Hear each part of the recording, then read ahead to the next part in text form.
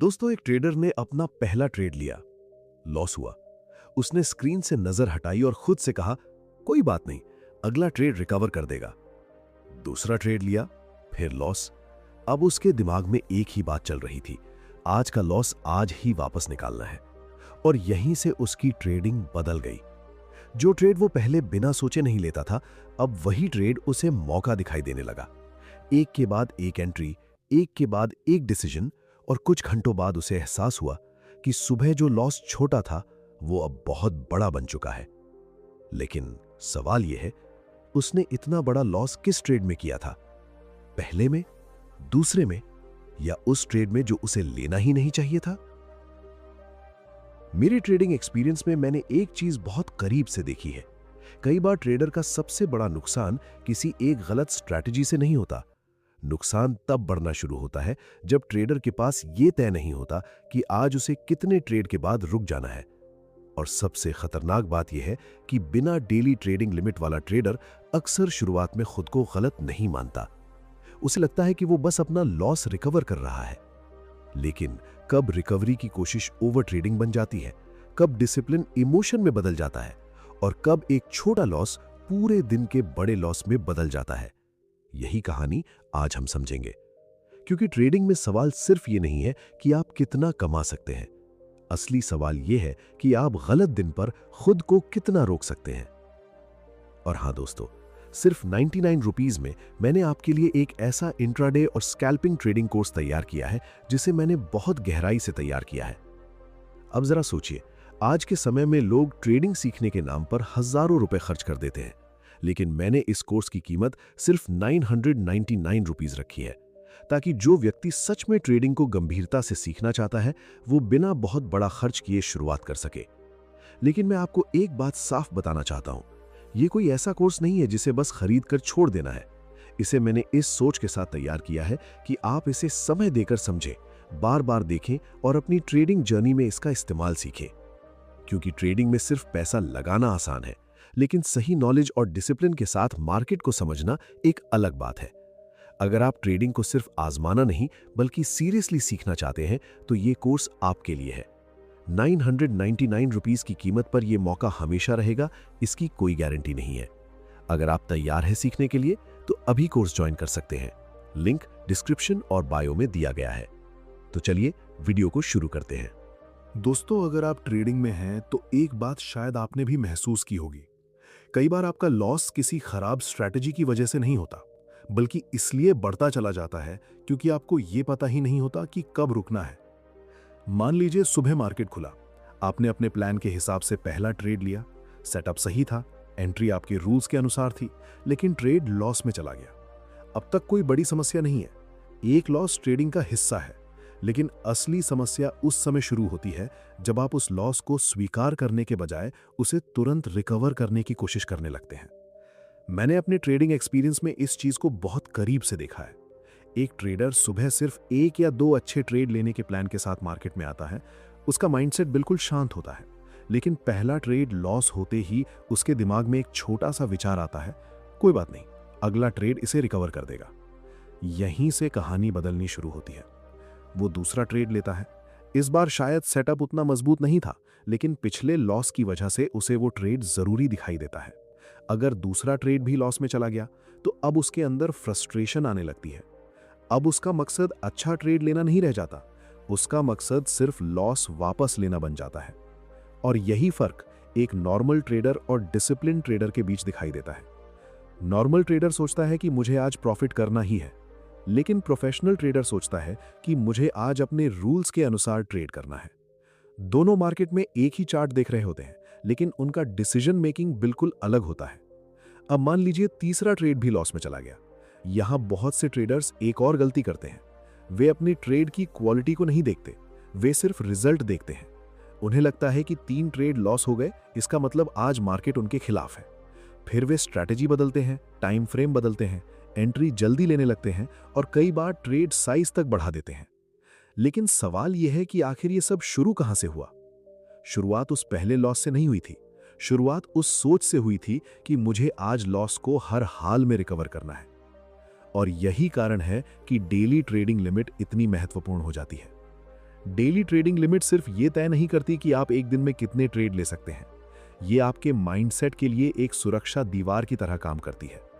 जब आपके पास पहले से तय रूल होता है कि एक निश्चित संख्या के ट्रेड के बाद आपको रुकना है या एक निश्चित डेली लॉस के बाद उस दिन ट्रेडिंग बंद करनी है, तो उस समय आपको इमोशन के आधार पर डिसीजन लेने की जरूरत कम पड़ती है, क्योंकि सबसे मुश्किल डिसीजन वही होता है जो आपको लॉस के बाद लेना पड़ता है। प्रॉफिट में डिसिप्लिन रखना आसान लग सकता है, लेकिन जब लगातार लॉस सामने दिखाई दे रहा हो, तब अपने प्लान पर टिके रहना असली टेस्ट होता है। और यहां मैं आपको एक बहुत जरूरी बात बताना चाहता हूं। डेली लिमिट का मतलब यह बिल्कुल नहीं है कि अगर आपने 3 ट्रेड की लिमिट रखी है तो आपको हर हाल में 3 ट्रेड लेने ही हैं। बिल्कुल नहीं। अगर पहला ट्रेड ही लॉस में चला गया और उसके बाद आपकी स्ट्रैटेजी के अनुसार कोई अच्छा सेटअप नहीं मिला, तो सबसे प्रोफेशनल डिसीजन कई बार यही हो सकता है कि आप ट्रेड ही ना लें। क्योंकि ट्रेडिंग में आपका काम मार्केट से हर दिन पैसा निकालना नहीं है। आपका काम अपने कैपिटल और अपने डिसीजन को प्रोटेक्ट करते हुए सिर्फ उन्हीं अपॉर्चुनिटीज को लेना है जिनका आपके प्लान में रीजन मौजूद है। मैंने समय के साथ यह समझा है कि मार्केट में सबसे महंगा ट्रेड हमेशा वो नहीं होता जो लॉस में चला गया। कई बार सबसे महंगा ट्रेड वो होता है जो आपने अपने लॉस को रिकवर करने की जल्दबाजी में लिया। और अब यहां एक बहुत महत्वपूर्ण सवाल आता है। अगर डेली ट्रेडिंग लिमिट इतनी जरूरी है, तो फिर एक प्रोफेशनल ट्रेडर अपनी डेली लिमिट सिर्फ ट्रेड की संख्या के आधार पर तय करता है, या इसके पीछे कोई और महत्वपूर्ण रूल भी होता है जो यह तय करता है कि आखिर किस स्थिति में उसे उसी दिन मार्केट से पूरी तरह बाहर निकल जाना चाहिए? यही चीज अगली बात को और ज्यादा महत्वपूर्ण बनाती है। अब यहां से असली सवाल शुरू होता है। अगर एक ट्रेडर को पता है कि लगातार ट्रेड लेना उसके लिए नुकसानदायक हो सकता है, फिर भी वो बार बार एंट्री क्यों लेता है? आखिर ऐसा क्या होता है कि एक समझदार इंसान भी कुछ घंटों के लिए अपने ही रूल्स को भूल जाता है? मेरे ट्रेडिंग एक्सपीरियंस में मैंने पाया है कि इसकी सबसे बड़ी वजह सिर्फ लालच नहीं होती। कई बार इसके पीछे लॉस को एक्सेप्ट ना कर पाने की मानसिकता होती है। मान लीजिए आपने सुबह पहला ट्रेड लिया और उसमें लॉस हो गया। अगर आपका माइंडसेट सही है तो आप उस लॉस को एक बिजनेस एक्सपेंस की तरह देख सकते हैं। आपको पता है कि हर ट्रेड प्रॉफिट में नहीं जाएगा। आपने अपना रिस्क पहले से तय किया था और ट्रेड उसी प्लान के अनुसार लिया था, इसलिए लॉस होने के बाद भी आपका डिसीजन मेकिंग कंट्रोल में रहता है। लेकिन समस्या तब शुरू होती है जब आप मन ही मन ये मान लेते हैं कि मेरा लॉस गलत है, मुझे इसे आज ही वापस लेना है। अब ध्यान दीजिए, यहां आपका फोकस बदल गया। पहले आपका फोकस था सही सेटअप ढूंढना, अब आपका फोकस हो गया लॉस रिकवर करना। पहले आप मार्केट को पढ़ रहे थे, अब आप अपने पिछले रिजल्ट का पीछा कर रहे हैं। यही चीज ओवर ट्रेडिंग की शुरुआत कर सकती है। मैं आपको एक उदाहरण देता हूं। एक ट्रेडर के पास सुबह 2000 रुपए का डेली लॉस लिमिट है। उसका पहला ट्रेड 700 रुपए लॉस में चला गया। उसके पास अभी भी लिमिट के अंदर काफी स्पेस है। अगर वो शांत रहता है तो वो अगले सेटअप का इंतजार कर सकता है। लेकिन अगर वो सोचता है कि 700 रुपए तो वापस निकालने ही है, तो वो अगली एंट्री शायद जल्दी लेगा। दूसरा ट्रेड भी अगर लॉस में चला गया तो अब उसके दिमाग में 700 या 1000 रुपए नहीं, बल्कि पूरा लॉस घूमने लगता है। फिर वो सोचता है अब एक अच्छा ट्रेड मिल जाए तो सब वापस आ जाएगा। यही सोच सबसे ज्यादा खतरनाक बन सकती है, क्योंकि अब ट्रेड का डिसीजन मार्केट के सेटअप से नहीं, इमोशन से प्रभावित हो रहा है। और जब इमोशन डिसीजन मेकिंग में ज्यादा जगह ले लेता है तो ट्रेडिंग प्लान कमजोर पड़ने लगता है। कई बार ट्रेडर चार्ट पर ऐसी चीजें देखना शुरू कर देता है जो वास्तव में वहां होती नहीं है। उसे हर छोटी कैंडल में एंट्री दिखाई देती है, हर मूवमेंट उसे अपॉर्चुनिटी लगता है। वो सोचता है कि मार्केट अब ऊपर जाएगा, फिर अचानक नीचे जाएगा, फिर उसे लगता है कि रिवर्सल आने वाला है। असल में मार्केट नहीं बदला होता, बदल चुका होता है उसका परसेप्शन। यही वजह है कि डेली ट्रेडिंग लिमिट को सिर्फ आज कितने ट्रेड लेने हैं वाली चीज समझना अधूरा है। आपकी लिमिट आपके इमोशनल स्टेट को कंट्रोल करने का एक फ्रेमवर्क भी हो सकती है। अगर आपने पहले से तय कर रखा है कि किसी निश्चित डेली लॉस के बाद उस दिन ट्रेडिंग बंद करनी है, तो लॉस के बाद आपको उसी समय नया रूल बनाने की जरूरत नहीं पड़ती। आपको बस अपने पुराने रूल को फॉलो करना होता है। और यही डिसिप्लिन है, क्योंकि ट्रेडिंग में सबसे मुश्किल काम सही एंट्री लेना नहीं है।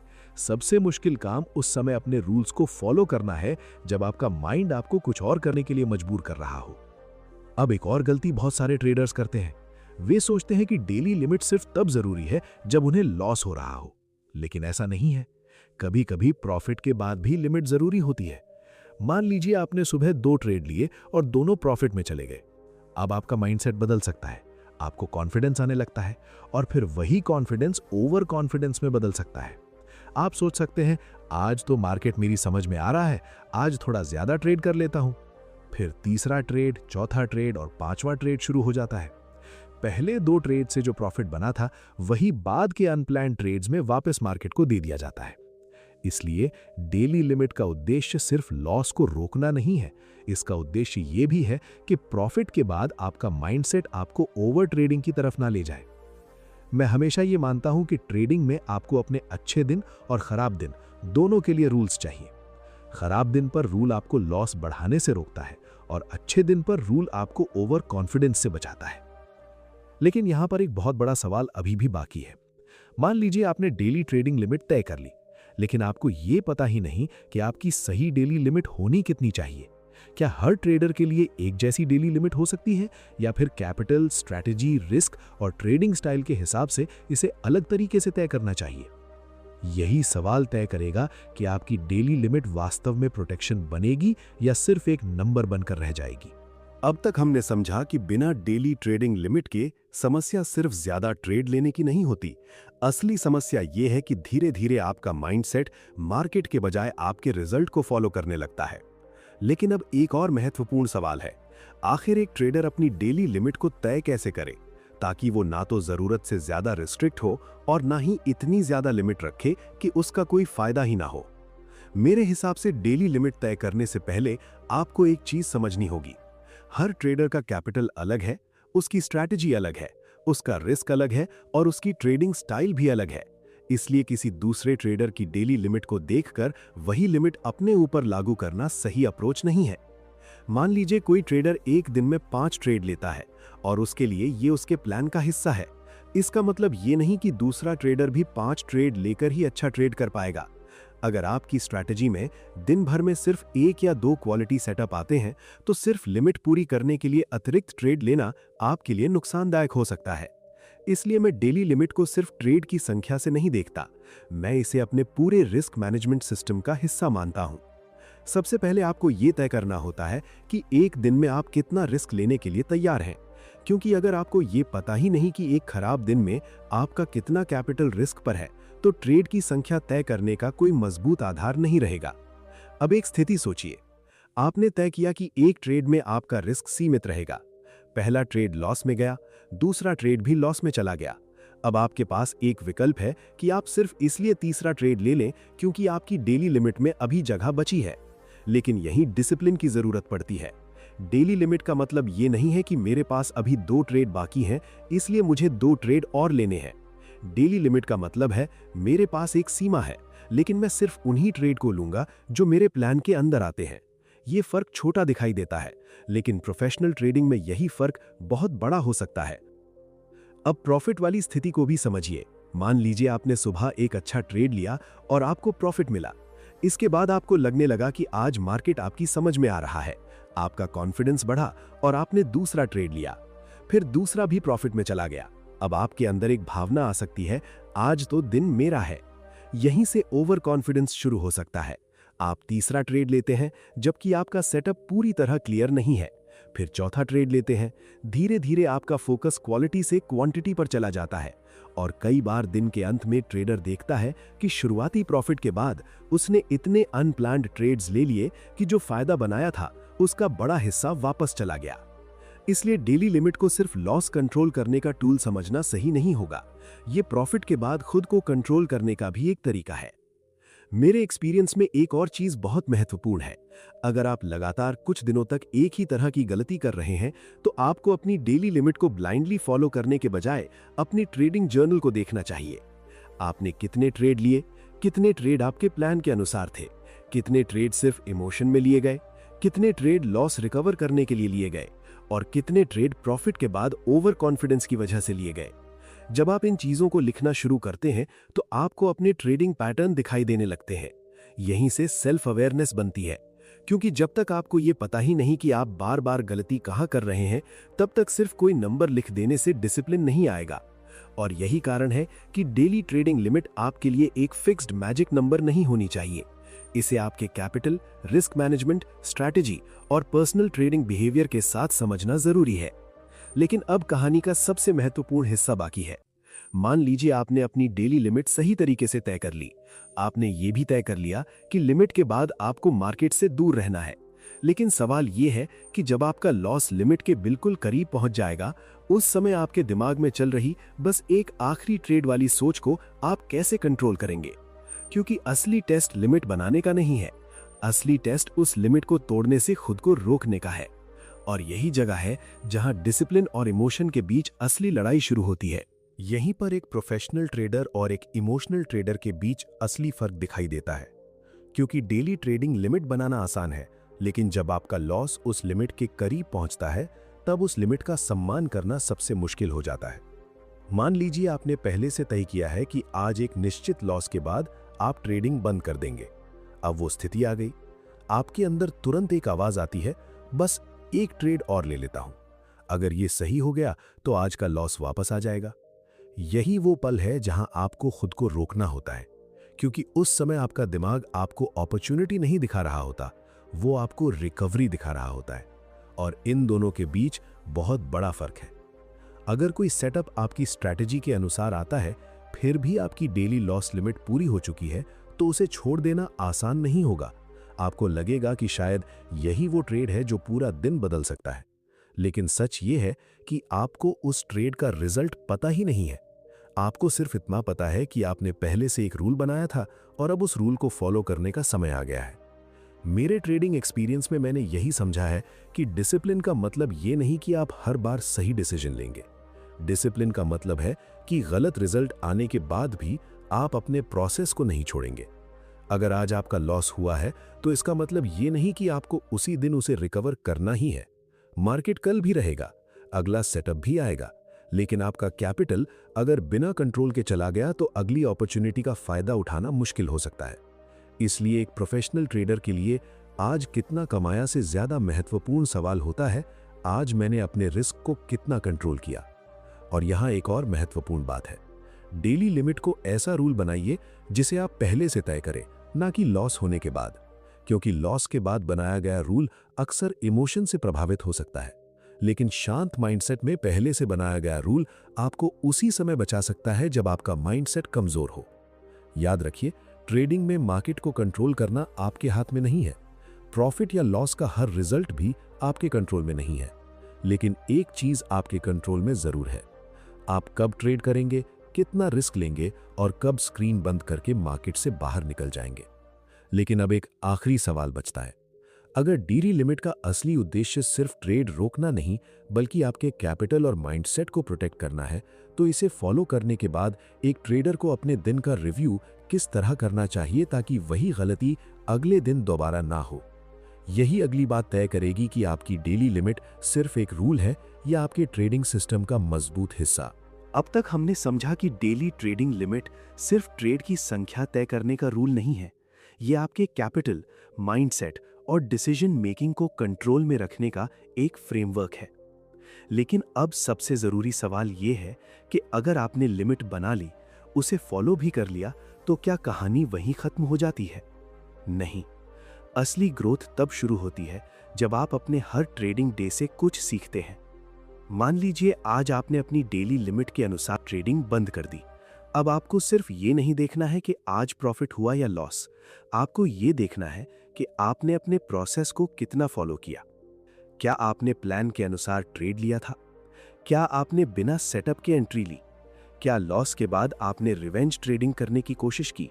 क्या प्रॉफिट के बाद आपका कॉन्फिडेंस ओवर कॉन्फिडेंस में बदला? और सबसे जरूरी, क्या आपने अपनी डेली लिमिट का सम्मान किया? यही रिव्यू आपको धीरे धीरे अपने ट्रेडिंग बिहेवियर को समझने में मदद करेगा। क्योंकि ट्रेडिंग में केवल मार्केट का एनालिसिस काफी नहीं है, आपको खुद का भी एनालिसिस करना पड़ता है। कई बार चार्ट हमें यह नहीं बताता कि हम गलत क्यों हुए, लेकिन हमारा ट्रेडिंग जर्नल बता सकता है कि गलती मार्केट में थी या हमारे डिसीजन में। इसलिए मेरी सलाह है कि हर ट्रेडिंग डे के बाद कुछ समय निकालकर अपने दिन को जरूर रिव्यू करें। अगर आज लॉस हुआ है तो खुद को फेलियर मत समझिए, लॉस को एक डेटा की तरह देखिए और समझिए कि उससे क्या सीख मिल सकती है। और अगर आज प्रॉफिट हुआ है तो खुद को जीनियस समझने की गलती भी मत कीजिए। प्रॉफिट का मतलब ये नहीं कि आपका हर डिसीजन सही था। आपका असली गोल सिर्फ प्रॉफिट नहीं होना चाहिए। आपका गोल होना चाहिए कि आपका प्रोसेस मजबूत हो, आपका रिस्क कंट्रोल में रहे और आपका माइंडसेट धीरे धीरे डिसिप्लिन्ड बने। याद रखिए, ट्रेडिंग कोई एक दिन का खेल नहीं है, ये एक लंबी जर्नी है। इसलिए किसी एक ट्रेड, किसी एक दिन या किसी एक लॉस को अपनी पूरी ट्रेडिंग आइडेंटिटी मत बनाइए। अगर आज आपने गलती की है तो उसे पहचानिए। अगर आज आपने अच्छा डिसिप्लिन दिखाया है तो उसे दोहराइए। और अगर आज मार्केट में कोई अच्छा सेटअप नहीं मिला तो ट्रेड ना लेना भी एक सही डिसीजन हो सकता है। मेरी तरफ से आपको सिर्फ एक सलाह है, अपनी ट्रेडिंग में ऐसे रूल्स बनाइए जो आपको मुश्किल समय में बचा सकें। डेली ट्रेडिंग लिमिट तय कीजिए, अपने रिस्क को पहले समझिए, अपने ट्रेड को जर्नल में लिखिए और सबसे जरूरी, अपने इमोशंस को पहचानना सीखिए, क्योंकि जिंदगी में भी यही बात लागू होती है। हर मौके के पीछे भागना जरूरी नहीं है, हर लॉस को तुरंत रिकवर करना जरूरी नहीं है और हर दिन खुद को साबित करना भी जरूरी नहीं है। कभी कभी सबसे बड़ी जीत यही होती है कि आपने गलत समय पर गलत डिसीजन लेने से खुद को रोक लिया। इस पूरी बात को अपनी जिंदगी में एक छोटे से रूल की तरह इस्तेमाल कीजिए। जल्दबाजी से पहले रुकिए, डिसीजन से पहले सोचिए और रिजल्ट से ज्यादा अपने प्रोसेस पर ध्यान दीजिए, क्योंकि जब आपका प्रोसेस मजबूत होता है तो आप सिर्फ एक बेहतर ट्रेडर बनने की कोशिश नहीं कर रहे होते, आप अपने अंदर एक बेहतर डिसीजन मेकर भी तैयार कर रहे होते हैं। और यही स्किल ट्रेडिंग के बाहर भी आपकी जिंदगी में बहुत काम आ सकती है।